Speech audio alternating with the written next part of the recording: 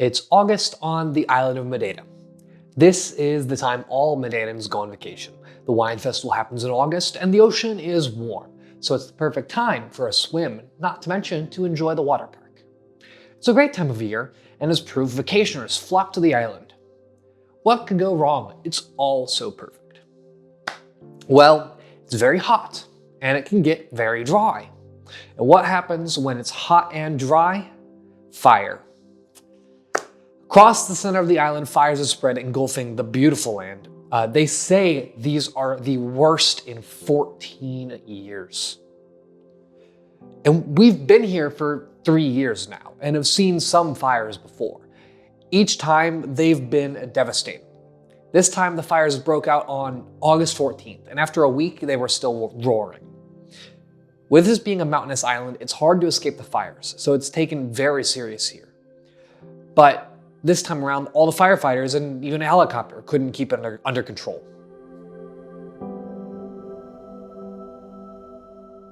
At this point, over 17,000 acres have been burnt, hundreds of people have been evacuated, and many vacationers have been stranded on the island, unable to get their flights home. The fire was big enough that people in the United States have heard bits about it, even though only 250,000 people live here on the island. Officials have asked that we stay home and out of the way, which was easy for us because our area of the island hasn't been affected. Outside of not hearing the flights going off all day long. Where we live, we're used to hearing all the planes, but the fires and wind have made it difficult for flights coming in or out. And with the importance of the airport, it makes us really think what it means to live on an island. Before we get any further, I'm Wolf, and I'm here with my parents, Leslie and Alan, and our dog, Greer, and our Rex the cat. Follow along with us as we continue to tell our experiences on this beautiful island, and someday we hope that you'll be able to chase your own dreams across the globe, as we have.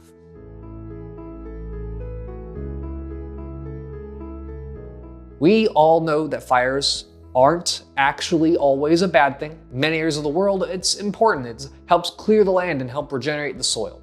Controlled burns are a very valuable tool in land development and management, helping to reduce debris, regenerate soil for pest and disease control, and more.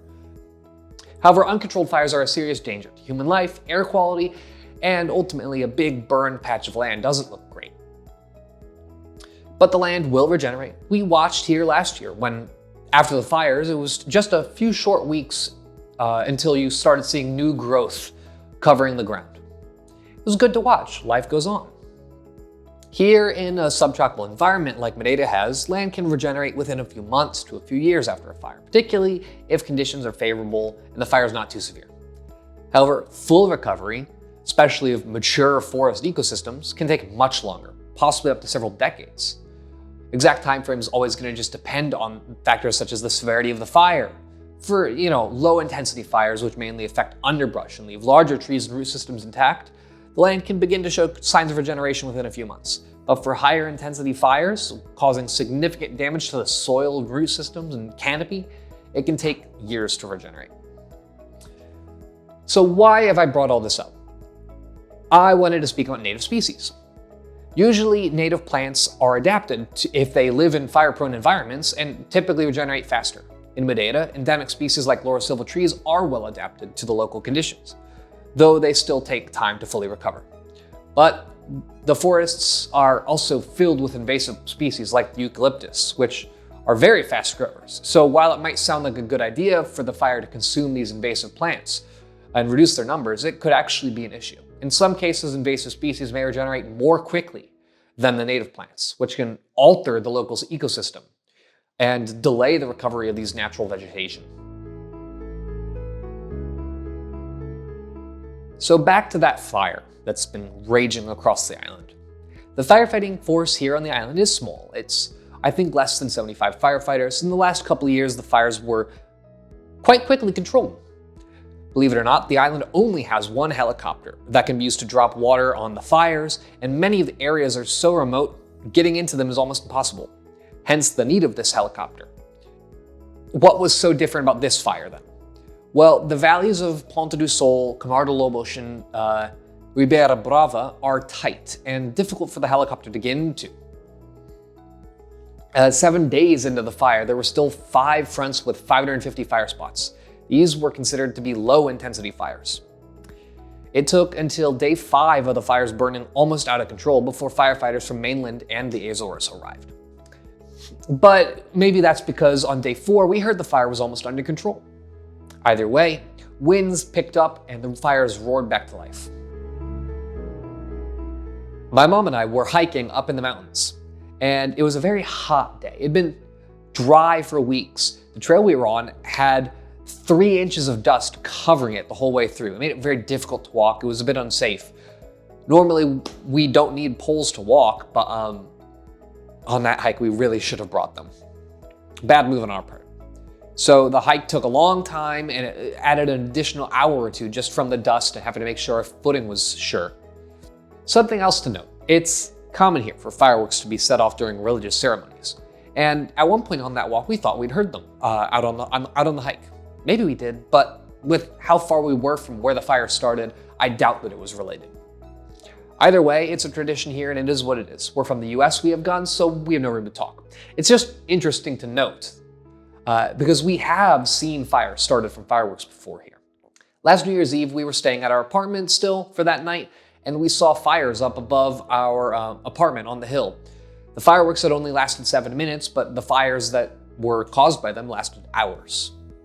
With all the valleys and trees, the island is a perfect place for fires, and it's very easy for an arsonist to set one up maliciously, which is what happened last time that we spoke about fires here on this channel.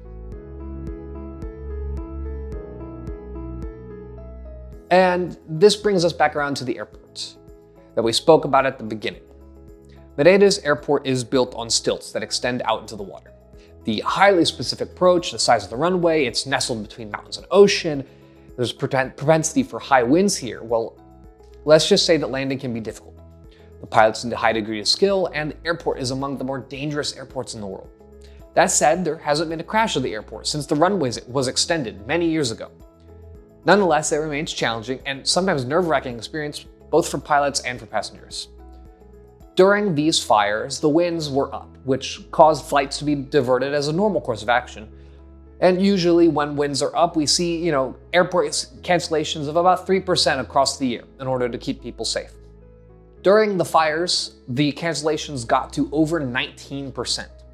This actually got to where there were riots in the airport, and police had to be called in to help bring order. Evidently, RyanAir, after having so many flights be redirected, canceled their flights. So their passengers were blocking all the other flights' passengers from getting in through check-in and going through security. At least that's all we've heard.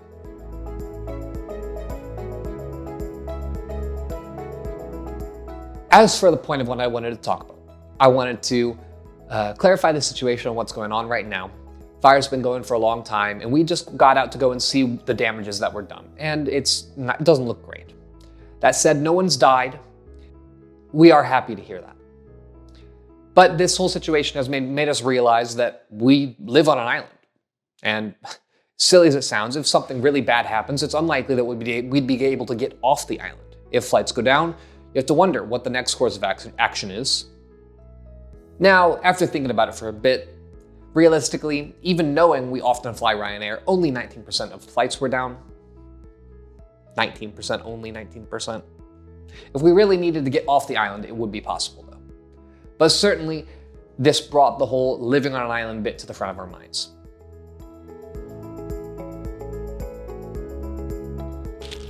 In case you didn't know, our It'll Be Fun Moving Abroad program may just be the perfect fit for you.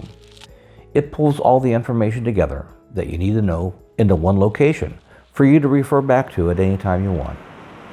We work through managing expenses, expectations, life coaching, choosing your new country, and more. Our programs, Patreon, and affiliates are how we support this channel. Links are located in the description of our videos, as well as on our website and Patreon. We'd like to take a moment to thank all our Patreon supporters. Your financial support is truly appreciated, allowing us to create new content. We should have done this sooner. Please like, subscribe, and hit the notification bell to help us grow. The next stage in your life is a journey.